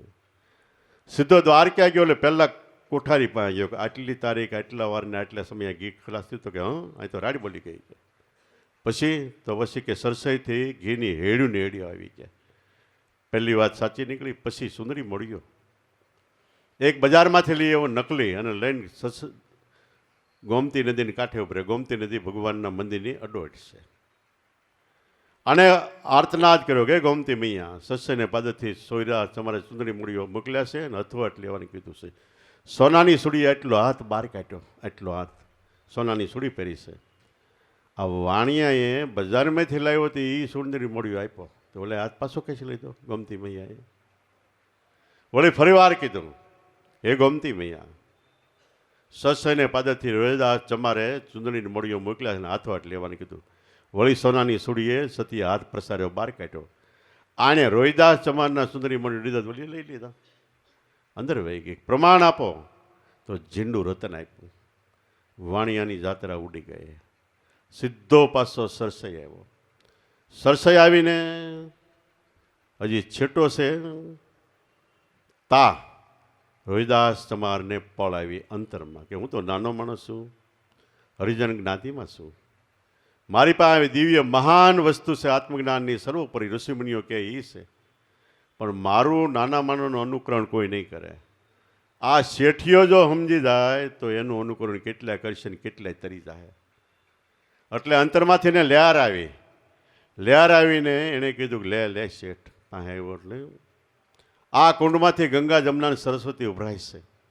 શરણામત લઈ લે તારો બેડો પાર થઈ જાય કે ઓલે એમ લઈ તો લીધું, લઈને આમ પીવા જાય સામે જોયું તો હરિજનનો દેહ દેખાણો. એ કે આનું પાણી કેમ પીવું કે, અને કુંડમાં સામડા છે એ શરણામત કેવું કેમ લેવું? અભડાનો તરત પીવા ગયો, પીને આમ બાયમાં ઉતારી દઉં, પીધું નહીં. હરિદાસ તમારે માથું કૂટવા મને ઘા ફેલી ગયો, નગરમાં ગયો કે. અને શેઠિયો ત્યાંથી કે હું જઈ આવ્યો, સુંદરી મળ્યો હતી, આ કે સારું કર્યું થયું. તંબુમાં જઈને જોવે તો બાયમાં જે શરણામત ઉતર્યું હતી બાયમાં ડાઘ પડી ગયા.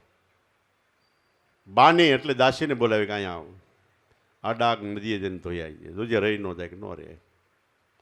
બાની જબો ધોવે છે, જેમ ધોવે જેમ હાબુ ઘસે, જેમ હાથ ઘસે એમ ડાઘ પાછા વધારે ઘાટા થતા જાય.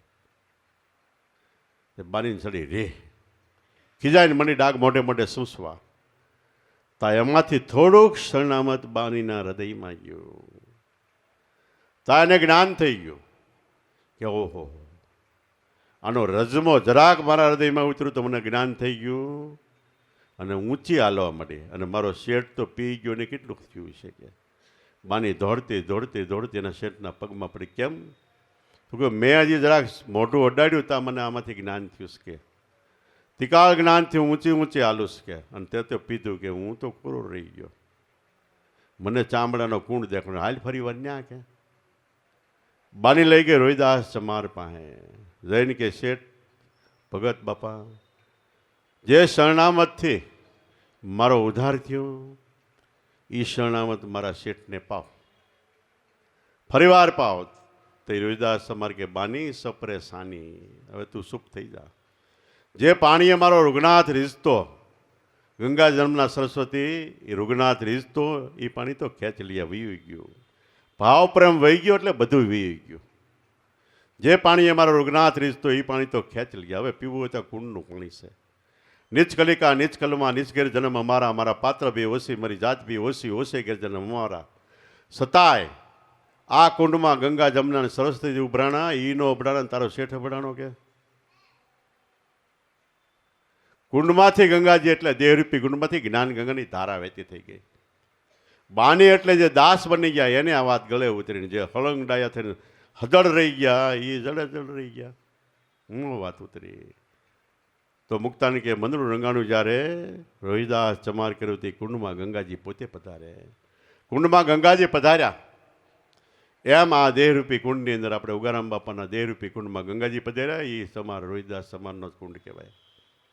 અને આપણે એમાંથી થોડુંક પણ શરણામત પીશું, થોડુંક ધ્યાન કરશો, સ્મરણ કરશો એટલે જીવતા અનુભવ થાય. દેહ મંદિર છે, આ દેહમાં આત્મા રાજા આગળ 24 કલાક મોક્ષની વધાઈના વાદા વાંદરો વાગે છે, એનો પ્રેક્ટિકલ પ્રગટ અનુભવ થાય. આ કોઈ વાતું નથી, પણ જે કહેવામાં આવે એનો અંતરમાં પ્રગટ અનુભવ છે. જેમ આપણે મજૂરીએ જાય 200, 500, 1000 મજૂરી હાલતી હોય, હાંજ થાય એટલે એટલા રૂપિયા મળે. એમ ભગવાનનું સાચું નામ આપણે અંતરમાં મળ્યું છે, એનું સ્મરણ કરો, ધ્યાન કરો, એટલે જેટલા શ્વાસા મળશે ભરશો એનું પ્રમાણ સામું દેખાય, તમને અંતરમાં અનુભવ થાય. સાચું નામ સાહેબનું, પરિબ્રહ્મ પરમાત્માનું ભગવાને સાચું નામ આપ્યું છે. તો છેલ્લે મુક્તાનંદ કે આમાં ખરેખર પરિબ્રહ્મ પરમાત્મા સ્વરૂપ સદગુરુ મળ્યા હોય તો એના શરણમાં મનરૂપી મસ્તક નમાવો, તન મન ધનથી એને શરણે કાયમ માટે રહ્યો. એક જ ગુરુને એક જ આત્મા, એક નામ નિશાની આવી, એક ટેક જેને ગ્રહણ કરી અને સત્ય ભક્તિ સમજાણી મારા હરિજનો. કયા મુક્તાનંદ મૌન સંગ મળતા મેં મોજ અમૂલક માણી. તો એ વાત દરેક મહાપુરુષોએ વાણીમાં જે જે પોતાના અનુભવ થયા એ અનુભવનું વર્ણન કર્યું છે. અને આ બાજુ આપણે મીરાબાઈની વાત કરી. મીરાબાઈને પછી રાણાએ ક્ષત્ર સંન્યાસ આપી દીધો, મારું રાજ છોડી દો એ છોડી દીધું. ક્ષત્ર સંન્યાસ એટલે જે ક્ષેત્રમાં, જે ગામમાં, જે તાલુકા કુટુંબમાં રહેતા હોય તમે એ છોડીને ફરીવાર જિંદગીમાં ન આવવું એનું નામ ક્ષત્ર સંન્યાસ છે. પહેલો તો આપણા મનને કામ, ક્રોધ, મોહ, લોભમાં મન આપણું રહેશે, જ્યાં ફરીવાર મન આવે નહીં એ ક્ષેત્ર સંન્યાસ લ્યો. અને ક્ષેત્ર સંન્યાસ લીધા પછી એને એમ થયું કે હવે ક્યાં જવું. તો એક વખતે વ્રજમાં જીવાજી ગોસાઈ હતા. એને એમ થયું વ્રજમાં જાઓ અને અહીંયા સત્સંગ ચાલતો હશે, એટલે જીવાજી ગોસાઈને પત્ર લખ્યો કે રાણાએ મને ક્ષેત્ર સંન્યાસ આપ્યો છે, મારે હવે અહીંયા શેષ જીવન એટલે બાકીનું જીવન વ્રજમાં ગાળવાનું છે. તમે ત્યાં મને આશરો આપો. તો જીવાજી ગોસાએ પત્ર વાંચીને હામો પત્ર લખ્યો, હું સ્ત્રીનું મોઢું નથી જોતો. તે મીરાબાઈ કે હામો બીજો પત્ર જ આવડી દો. મીરાબાઈ કે ધન્ય છે તમારા વિવેકને, તમે વ્રજમાં રહ્યા અને ત્યાં હજી તમને સ્ત્રી પુરુષ દેખાય છે, સ્ત્રીનું મોઢું નહીં જોતો, તમે સમજ્યા હું તમારા વિવેકને ધન્યવાદ છે. હું અહીંયા આવવા ઈચ્છતી નથી કે. પછી એ વખતે દ્વારકામાં આપણા શંકરાચાર્ય હતા અને ત્યાં રોજ બપોર પછી સત્સંગ થતો. મીરાબાઈ ત્યાં ગઈને શેષ જીવન જીવન પછી કે કૃષ્ણની મૂર્તિમાં માં ગયા. મૂર્તિમાં નહીં, મૂર્તિમાં આત્મા સ્વરૂપમાં મીરા નામની વ્રતિ સમાઈ ગઈ.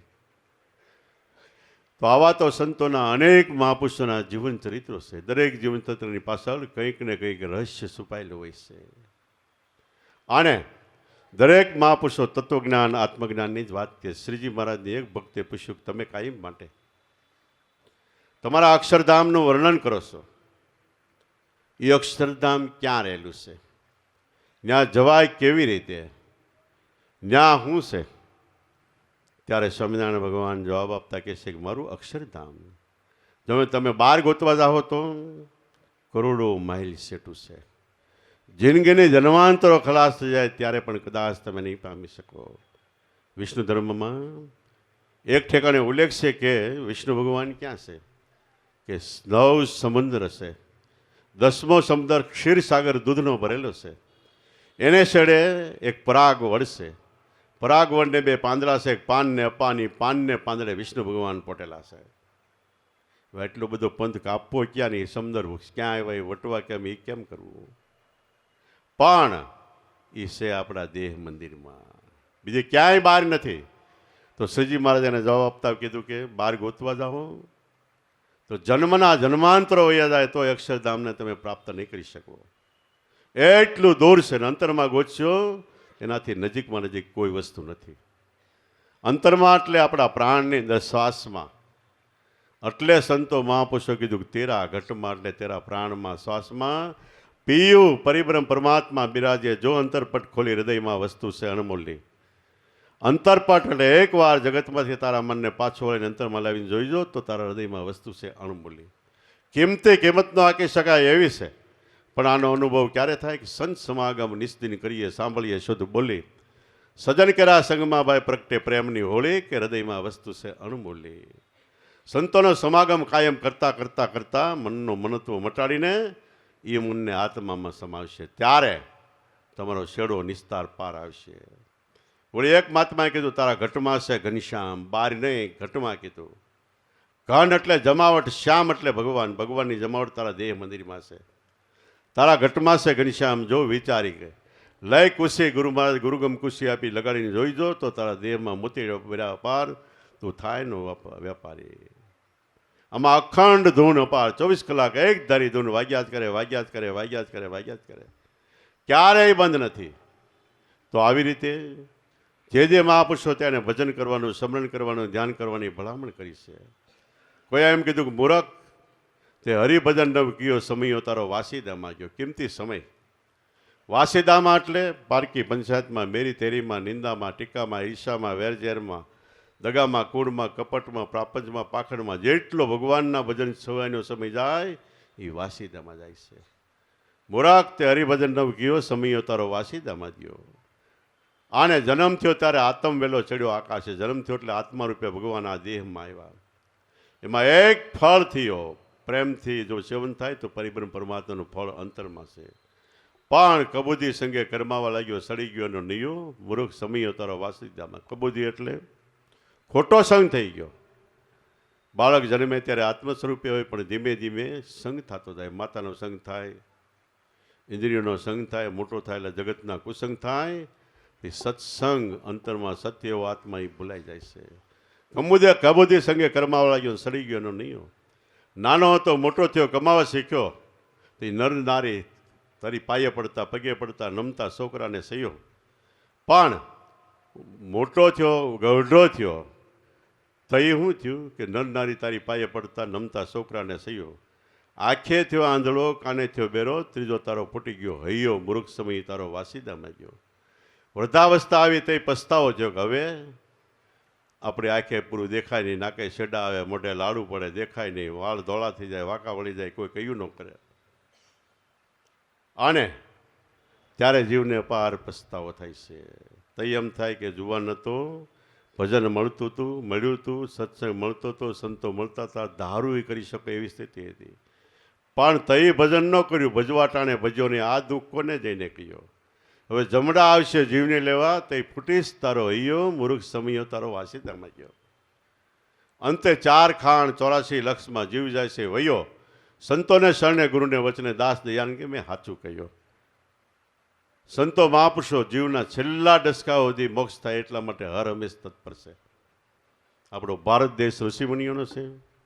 ઋષિમુનિઓ ઉઘાડે પગે વિચરતા, 2-5 ભાઈઓ બહેનો હોય, સત્સંગની ઈચ્છા હોય તો એને સત્સંગનું લાભ આપતા, સત્સંગનું વ્રંદ રચતા, એટલે મંડળ રચતા. અને એ એમ કહેતા કે તમે આખી જિંદગી કદાચ ભજન કર્યું, તમારા દાદા ડોશીમાં ગમી મરણ પથારી હોય તો છેલ્લે ડાબા કાન પાસે બેસીને ઓમ એવા શબ્દનો ઉચ્ચાર કરજો. આપણને એમ થાય બેરા થઈ ગયા, પણ એનો પ્રાણ સાંભળતો હોય. ઓમનો ઉચ્ચાર કરો તો એમાંથી આપણું પ્રાણ અને મન પ્રગટું ધીમે ધીમે એમાં સમાઈ જાય. ઓમ પ્રાણનો ઉચ્ચાર કરતા એટલે એને પ્રાણપોક કહેવાતી. આજથી 200 વર્ષ પહેલાં એ જ ઉચ્ચાર હતો, પણ એ ભૂલાઈ ગયું ને અત્યારે પ્રાણપોક મેં ગયું. ઉલટાનું આપણને જેટલું દુઃખ થાય એ રોઈ તો એ ગયેલા જીવને દુઃખ થાય છે.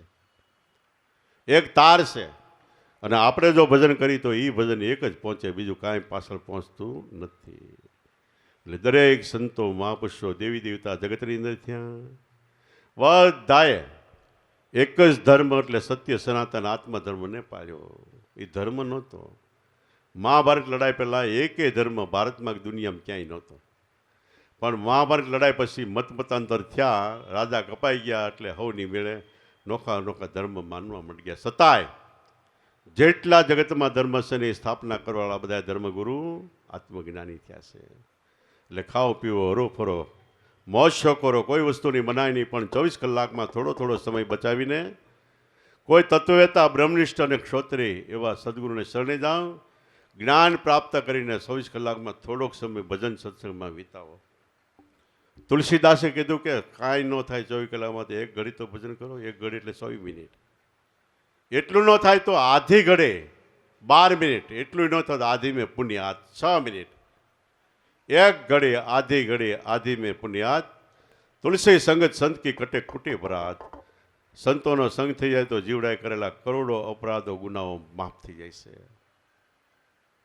અને સત્સંગ છે પૃથ્વી લોકમાં, ભાગવતમાં ભગવાન કે અમૃત છે.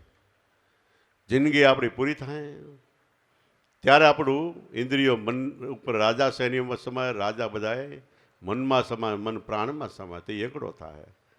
તો એ આપણા લેખાજોખા થાય, સોપડો ઉખડશે કે આ જીવે શું શું કર્મ કર્યા. કેટલું જીવન જીવાય એ મહત્વનું નહીં ગણાય, પણ જીવનમાં કેટલો ટાઈમ અને સત્સંગ, ભજન, ધ્યાન, સ્મરણ કર્યું એ ગણાય. એટલે કબીર સાહેબ કે જા દિન જાય સત્સંગમાં જીવન કા ફળ સોય, લેખે મેં સોય ઘડી બાકી કે દિન બાદ.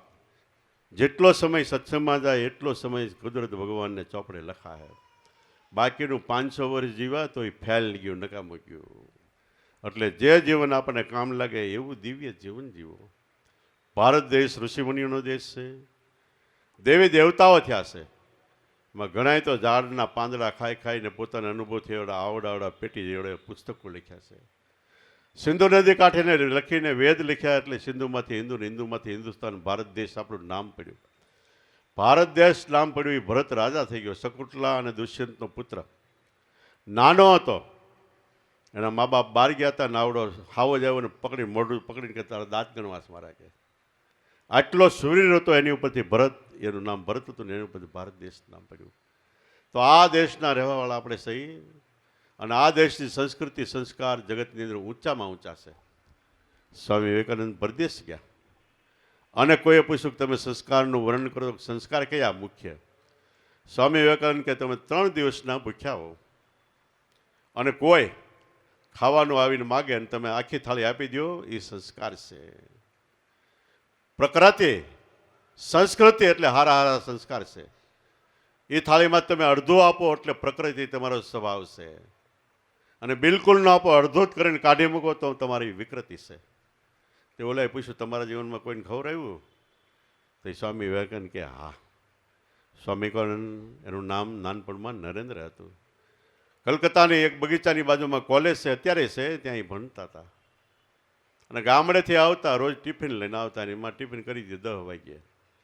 ભણવા આવે અને સાંજે ટિફિન ખાઈને પાછા આવ્યા જાય. એકવાર રિસેસ પડી ખાવાની, એમાં સ્વામી કરીને ટિફિન લઈને બગીચામાં ગયા. બગીચામાં બેઠીને ટિફિન ખોલ્યું તો એક ડોશી આવ્યા. દીકરા, 3 દિવસથી ભૂખી શું, ખાવાનું આપ, કાંઈક અડધું આપ હાટે. સ્વામી આખું ટિફિન ખવડાવી દીધું. બીજે દી ગયા એટલે સ્વામી કરીને ગોતો મને બોલો ડોશીમાં આવ્યા, પાછું ટિફિન ખવડાવી દીધું. ડોશીમાન કે રોજ આવજો. દીકરા, તું ભૂખ્યો રહીશ કે હું તો જોવાન છું, ભૂખને સહન કરી શકીશ. બાકી તમે ક્યારેય ન આવતા એવું કોઈ દિવસ કાર્ય કરતા નહીં. કાયમ આવે, કાયમ આવે, કાયમ આવે. એમ કરતા કરતા ડોશીમાં એક દી આવતા બંધ થઈ ગયા. આને આખા બગીચામાં ગોત્યા, ન મળ્યા. ટિફિન પાછું લઈ ગયો એમને. બીજે દી ટિફિન લઈને આવ્યો, બીજે દી ગોત્યા, ત્રીજે દી, 4-5 દી ટિફિન પાછું ગયું. લઈને માગેલા, નરેન્દ્ર? તો કે હા. આ ટિફિન પાછું કેમ લાવી શકે, ખાતો નથી તું? ત્યાં નરેન્દ્ર કે માજી બા, ઓલા ડોશીમાં નથી આવતા. ક્યાં ડોશીમાં? તો કે ડોશીમાં કાયમ ખાવા આવતા અને હું આપતો હતો, અને 2-5 દિવસથી નથી આવ્યો, મને પેટમાં બળે છે. કે શેનું પેટમાં બળે? કે ખાવા નથી આવતા એનું. કે તો કે જા દીકરા, તારો એકવાર જગતમાં ડંકો વાગશે, તું સર્વોપરી કહેવાશ. કે એના માતાના આશીર્વાદ હતા, એના ગુરુના આશીર્વાદ હતા. વિશ્વ ધર્મ પરિષદ અમેરિકામાં ભરાણી, અને તઈ આપણી ઉપર અંગ્રેજોનું રાજ હતું, એટલે આપણે એના ગુલામ હતા. એટલે આપણે બોલવાનું ક્યાંય વારો ન આવ્યો પરિષદમાં. પણ એ વખતે આપણા ટાટા હતા, જમશેદજી નવરોજી ટાટા કંપનીના માલિક, એને કીધું અમને બોલવા દે 5 મિનિટ. આવડો મોટો દેશ છે ને બોલવા દે. બોલો, બહુ કીધું કે 5 મિનિટ. હવે લઈ જવા કોને? કોઈને ઇંગ્લિશ આવડે નહીં. સખપલબ્બા એટલે સોખાપાલી 2 એવું ભણતર હતું. પછી બધાએ નક્કી કર્યું કે આ વિવેકાનંદને લઈ જાય, એ ભણેલો છે ઇંગ્લિશમાં. એ કલકત્તામાં કોલેજમાં ઇંગ્લિશમાં MA થયેલા હતા. એ વખતે એને એના ગુરુને કીધું, એટલે રામકૃષ્ણ પરમહંસ કે જા તું ભાઈ. એ કે પણ હું ત્યાં જઈને શું કરું? હવે આ હું અંગરખું પહેરું, ધોતિયું પહેરું ને આ બધું જબો પહેરું, જોઈને બધા દાંત કાઢશે મારે. કે ગમે એ કરે, તને વસન ઉપર વિશ્વાસ કેવો છે? કે એનું નામ લ્યો માં. કે તો કે જા, તારો વિજય ડંકો વાગશે. કે ગયા અને ધર્મ પરિષદ ભેગી થઈને ટેબલ ઉપર બધા હવોના ધર્મના પુસ્તકો મૂક્યા. વિવેકાનંદ તો આવડી 700 શ્લોકની ગીતા લઈને ગયા હતા, એને ટેબલ ઉપર મૂકી. એની ઉપર કુરાન ને યોહિયાન ને ગ્રંથ સાહેબ ને આ તેની કેટલાય પુસ્તકો મૂકાણા. બધાએ આમ જોવે, બધા કેવડા કેવડા પુસ્તક. ગીતાજી હાવ નાની એવી છે કે નીચે બધા દાંત કાઢે. વિવેકાનંદ ઉભા કેમ દાંત કાઢો? કે ગીતાજી આવડી તમારા હિન્દુ ધર્મનું પુસ્તક? કે એ બધાનો પાયો જો એની માથે બધા પુસ્તક છે. કે બધા કે એવું થોડું હોય. અને ગીતાજી આમ હળવે નામ લઈ લીધી, બધા પુસ્તક હેઠા પડ્યા. એ કે પાયો છે, એ પાયો હલબલ્યો તો બધું હેઠું પડવાનું. કે પછી બોલવાનો વારો આવ્યો એટલે બધા ઊભા થતા શું બોલતા હતા? લેડીઝ એન્ડ જેન્ટલમેન, એટલે બાયડ્યું ને ભાઈડા. અને આનો વારો આવ્યો 5 મિનિટ. એને કીધું 2-3 વખત કહી દીધું ઓલા બોલવાવાળા, 5 મિનિટથી વધારે નીકળતો ન કરો. તો આને ઊભા થઈને કીધું, my dear brothers and sister, એટલે મારા વાલા ભાઈઓ અને બહેનો, 5 મિનિટ તાળી પડી નકરી. 5 મિનિટ તાળી પડી. આ એને બોલતા પહેલા ગુરુ મહારાજને એના બા ને બેને યાદ કરી લીધા. માતા પિતા અને ગુરુ. યોગ વશિષ્ઠ રામાયણ મહારામાયણમાં વશિષ્ઠ મુનિ કે એનાથી જગતમાં કોઈ મોટું નથી. તમને જે ગુરુગમ વચન ગાયત્રી મળી એનાથી કોઈ મોટી ગાયત્રી નથી. કે 5 મિનિટ પછી કીધું, ભાઈઓ બોલો, વંશમોર બોલો બોલો બોલો. કે જ્યારે સમય આપ્યો તો એ કે બોલો. તો એને કીધું, ભાઈઓ ધર્મ તમે મંદિરમાં હમા જાય, પુસ્તકમાં હમા જાય, ફોટામાં હમા જાય એવડો ધર્મ નથી. અનંત બ્રહ્માંડોને જે પાળે પોષે છે એનું નામ ધર્મ છે. એટલે ધ્રુવ એટલે ધારણ કરવું. પૃથ્વી જેવો ગોળો, ચંદ્ર જેવો ગોળો, સૂર્ય જેવો ગોળો, એવા કરોડો ગોળાઓ આકાશમાં તરે છે બધાને ધારણ કરીને લેલેલી શક્તિ એનું નામ ધર્મ છે. નજીકમાં આવતા આપણા દેહને ધારણ કર્યો એ આત્મા પોતે ધર્મ છે. ધર્મ વિશાળ છે અને આ ધર્મનો પાયો કેવલ ભારત દેશમાં નંખાણો છે. એટલે ભારત દેવભૂમિ કહેવાય છે, પવિત્ર ભૂમિ કહેવાય છે. એમ કરીને 5 મિનિટ થયેલી બંધ કર્યું. ઓલા કે વન્સ મોર, ફરીવાર બોલો, ફરીવાર બોલો. 2-3 કલાક કાઢી નાખી. ત્યાર પછી અહીંયા કેટલોય ટાઈમ રહ્યા હતા. એ સ્વામી કે વિવેકાનંદ કીધું સદગુરુ મળ્યા નામ મળ્યું હોય તો ઉઠો, જાગો, ધ્યેય પ્રાપ્ત ન થાય ત્યાં સુધી મળ્યા રહો. ઉઠી જાઓ એટલે મનથી ઊભા થઈ જાઓ. શેમાં? ગુરુ વચનમાં, સદગુરુ શરણમાં. ઉઠો, જાગો, ધ્યેય પ્રાપ્ત ન થાય. જ્યાં જવું છે એ ધ્યેય પ્રાપ્ત ન થાય ત્યાં સુધી મંડ્યા રહો. એક ધારી મહેનત કર્યા જ કરો, કર્યા જ કરો, કર્યા જ કરો. એકવાર મહેનતથી કામ સિદ્ધ થવાનું. ગમે એવી અઘરી મહેનત હોય તે સિદ્ધ થાય.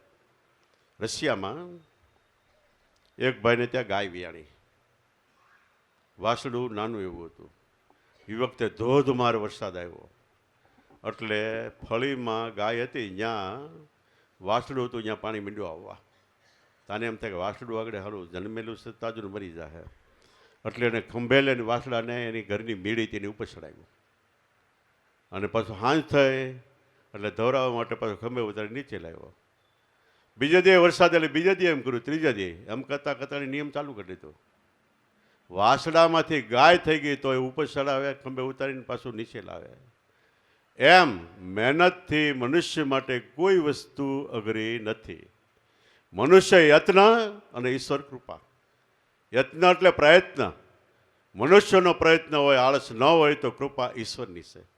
અને ગીતામાં કૃષ્ણ ભગવાને કીધું કે પ્રબળ પુરુષાર્થ, જોરદાર મહેનત એ ખરેખર ઈશ્વરના સ્વરૂપને સુધી પહોંચાડે છે. તો ખાઓ, પીવો, હરો ફરો, મોજ શોખ કરો. કોઈ પણ પ્રકારની આળસ રાખ્યા વગર, ભય રાખ્યા વગર જેટલું બને એટલું સદગુરુને સેવો તન મનથી ધનથી, એટલે બધી બાજી એના હાથમાં છે. સારાવાના કરશે કાયમ માટે. અને આવો સુંદર દેહ મળ્યો, જે દેહની ઈચ્છા દેવી દેવતાઓ મહાપુરુષો કરે છે. અને શિવપુરાણમાં શિવજી પાર્વતીને કે તમને મહામંત્ર આપું છું, એ મળે એને ધન્ય વાત છે. 7 જન્મ તો મહામંત્રનું ભજન ન કરો તોય મળે છે. અને ભજનમાં વિશ્વાસ થાય એનો તો બેડો પાર છે. આપણે અત્યારે ભજન કરી છે જીવતીબેન, એની પાસે મહામંત્ર હતો, તેનો જીવતા જ મોક્ષ. યા પછી જે કર્મકાંડ કરવું પડે, જેને મહામંત્ર મળ્યો, જીવતા કર્મકાંડ થઈ ગયું. પાછળ કદાચ કાંઈ કરો કે ન કરો તો આનું નામ ખરેખર ભક્તિ કહેવાય છે.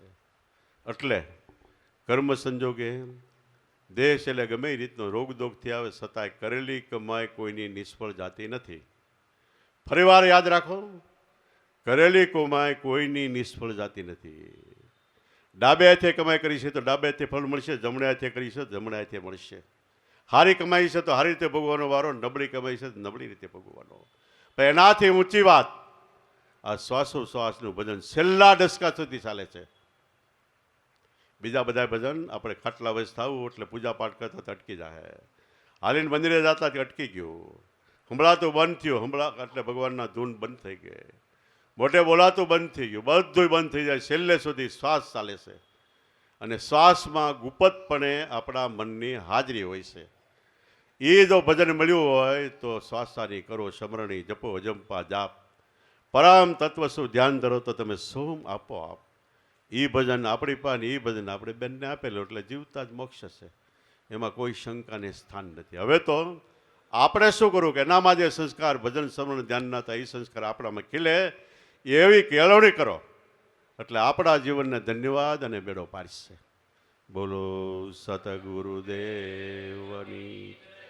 પોપટરામ બાપાની, દુધેશ્વર માતની, લાભેશ્વર નાથની, ઉગમેશ્વર નાથની, ઈસાગર ભગવાનની, સતગુરુદેવની.